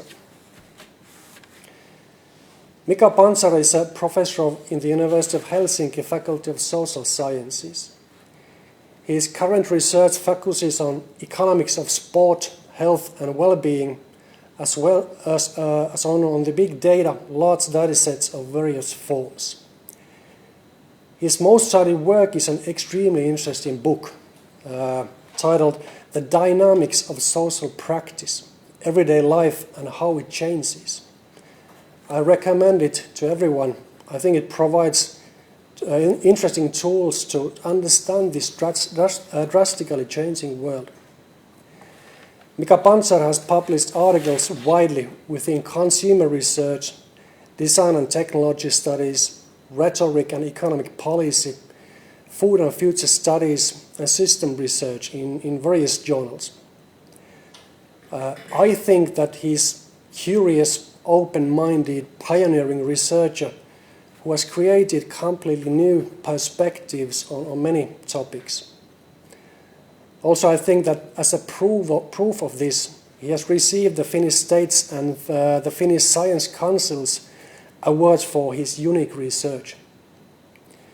The audience, Professor Pantzar, talks today about resilience and individuals. I think it's going to be a really interesting presentation as well. A warm welcome, Mika, and the stage is yours.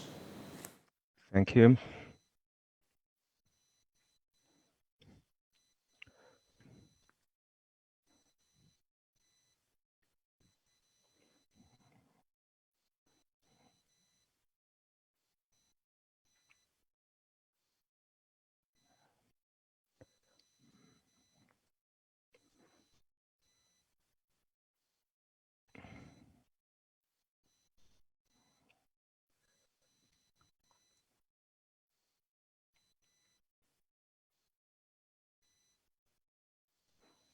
Okay, hello everybody.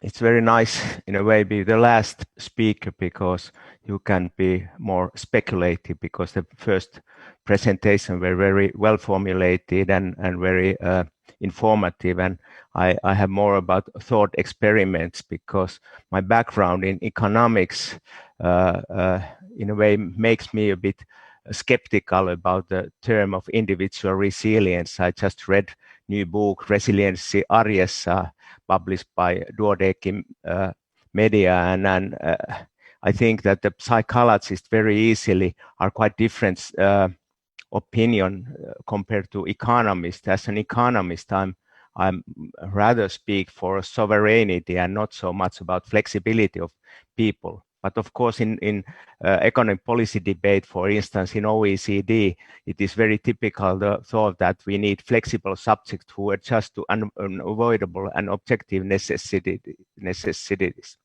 But in my presentation, I'm more speaking kind of for sovereign subjects who make their own history and future. And in a way, I think that the article, which was already mentioned about restructuring of Nokia-dominated high-tech sector in the Oulu region, it suits very well for me because the idea of creative resilience, it sounds good. And for me, in this presentation, I try to suggest that when speaking about resilience, economic resilience, but individuals too, it should focus more on complex circulatory systems of interdependence. Of course, I'm not saying that there is some need to people to help and survive in a current situation, and it was already Alvin Toffler who developed his understanding already in 1970s in his world famous book Future Shock, in which he said that in our world of ever quickening change, the human mind is threatened by shattering. Actually, Alvin Toffler was taken from psychology, the idea of information input overload. But nowadays, I think what we really need, it's more about positive imaginaries, which fosters resilience. It's also resilience of economy and human beings and the kind of health issue. And I think that recent years, there's some quite interesting books which I would recommend. Imagine Futures by Jens Beckert, who studies fictional expectations in especially in technology but it's also in Fenn and Raskino. They wrote the book Mastering the Hype Cycle. It's typical, especially in business, that the image of the future is important. And one of the father of future studies, Fred Pollack, his famous book, The Image of the Future, already in 1973 told about the importance of fictive scripts. Jens Becker says that fictive scripts help motivate actors and mobilize resources to learn whether these scripts will come true. And he said that the contingency of expectations give rise to new ideas despite or even because of uncertainty. So uncertainty is not the reason to say that we do not need kind of narratives. The narratives are not realistic, but it is not the issue. In business, it's quite typical to make this kind of or do expectation management. And for instance, new economy introduced in 1983, it's a kind of example of this kind of expectation management, which was sort of speaking for computers, free trade, and deregulation in 1980s, when Margaret Thatcher and Ronald Reagan made this deregulation to take place.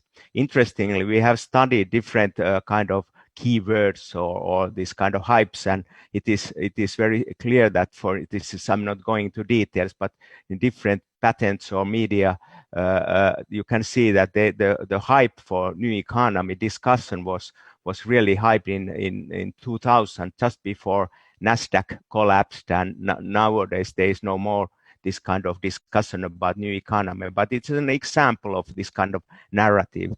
In Finland, the famous narrative is of course mobile information society, in which Nokia was very active, and it was widely published all over the world, and it was kind of miracle society, which was Finland, and Oulu was part of this, and it was typically the pictures told about very strange and place which was called, and then the internet in the pocket was one of the kind of ideas.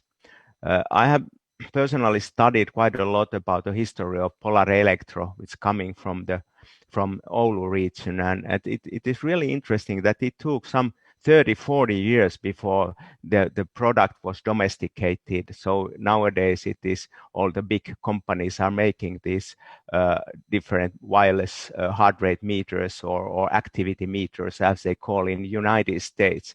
But it was already in the 1983 when it was introduced, and nobody understood in United States, for instance, why anybody would be interested about measuring heartbeat.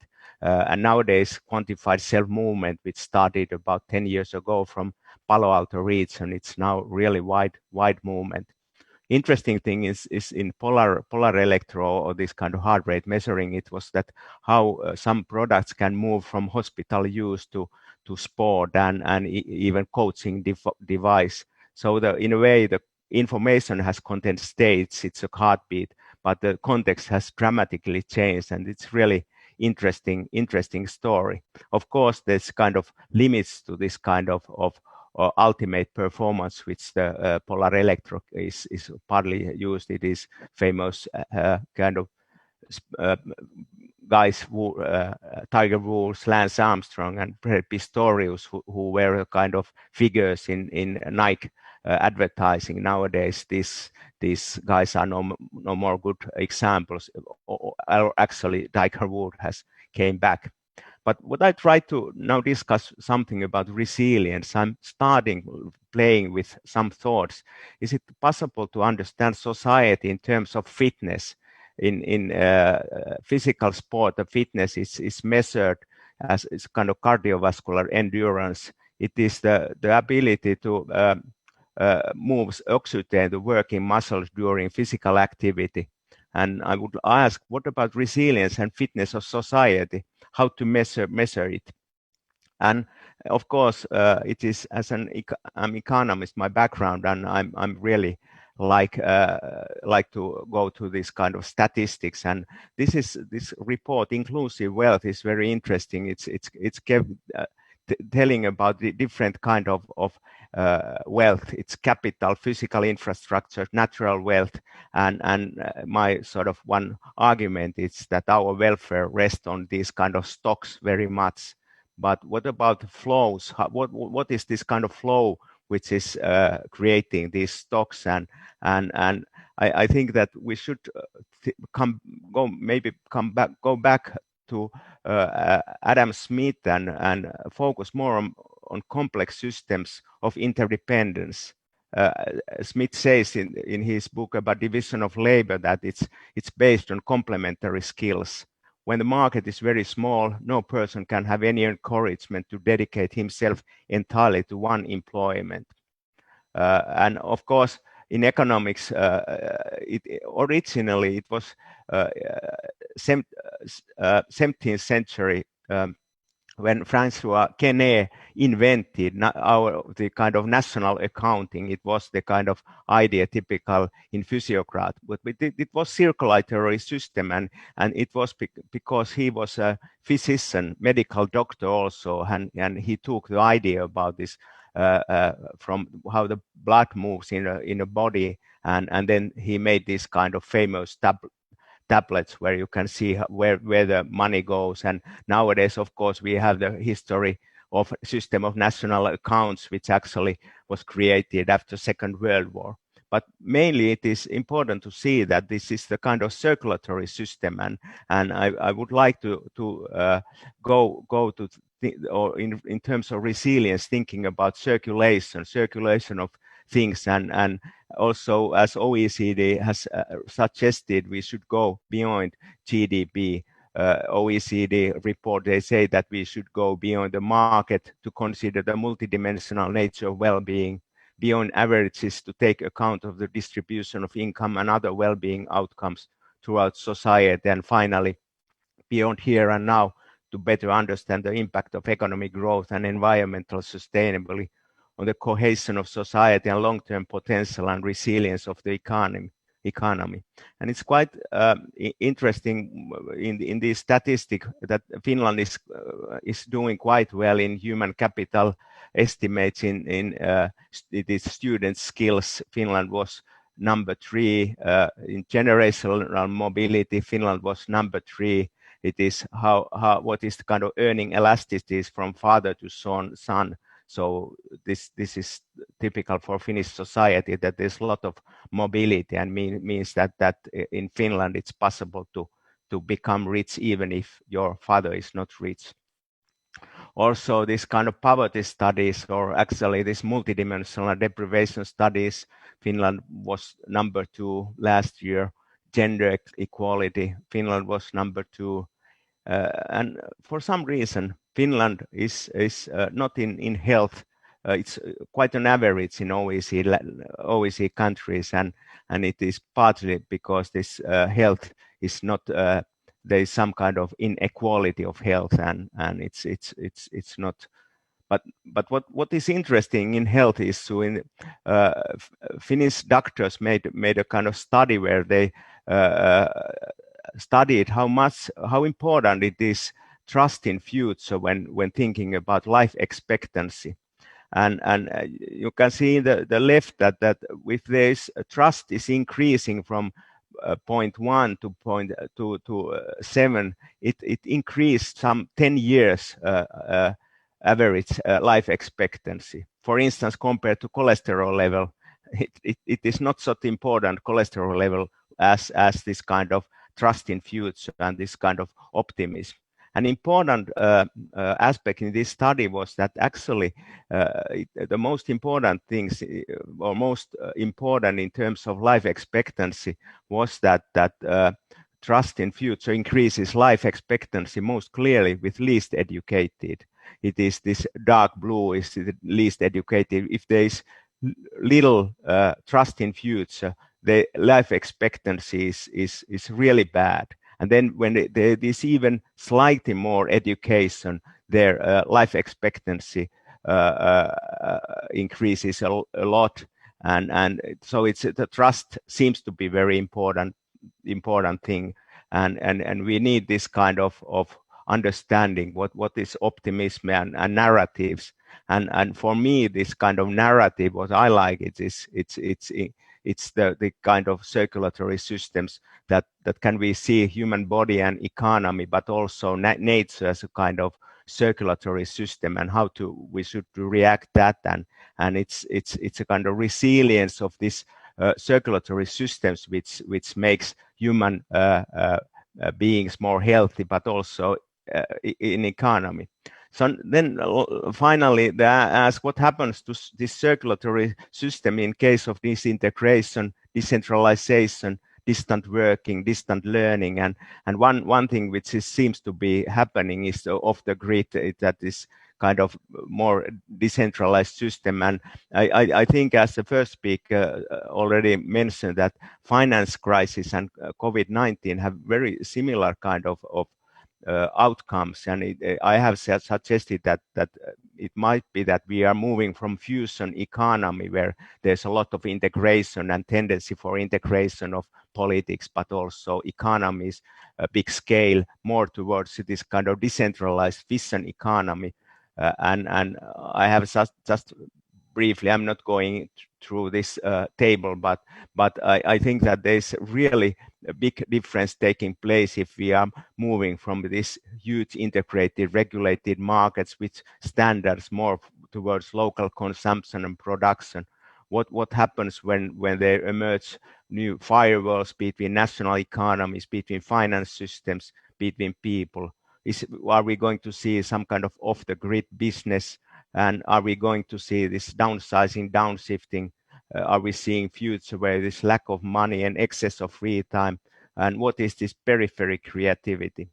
And finally, I think that one of the bad thing in COVID-19 is that it's sort of its tendency toward more loneliness and more, as United States, the famous book Bowling Alone, and I think that we should go back to early 20th century, where Gabriel Tarde, a famous sociologist, said that the conversation